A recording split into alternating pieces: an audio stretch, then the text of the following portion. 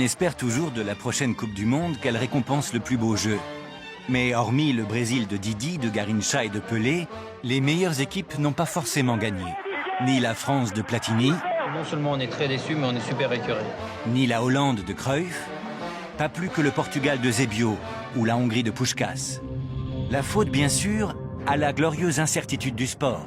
Bien sûr.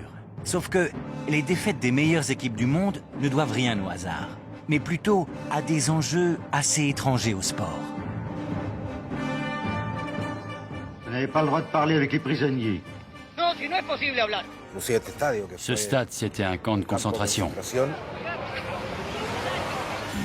De nombreuses victoires sont le résultat d'arbitrages pour le moins contestables.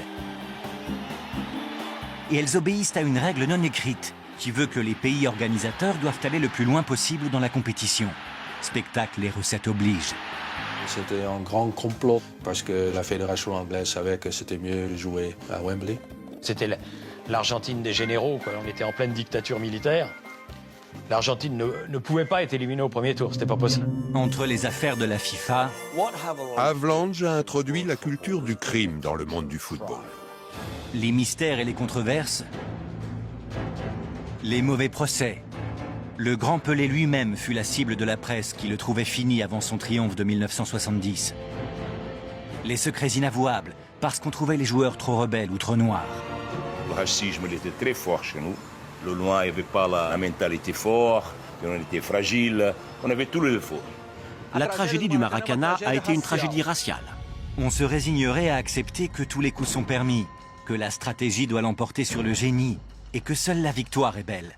On pourrait se laisser aller à dire que la coupe tant convoitée est pleine, compromise avec les pires régimes, tolérant tous les excès, la violence, le dopage, fermant les yeux sur des matchs suspects.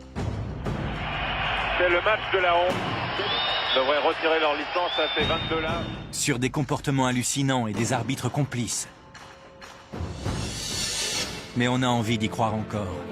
Peut-être parce que, avec ses passions humaines, ses rivalités et ses conflits, avec ses bons et ses méchants, sa belle époque aussi, ses coups de génie et ses coups du sort, ses déceptions et ses émerveillements, les Coupes du Monde nous font vivre épisode après épisode, tous les 4 ans depuis 1930, le plus incroyable des feuilletons.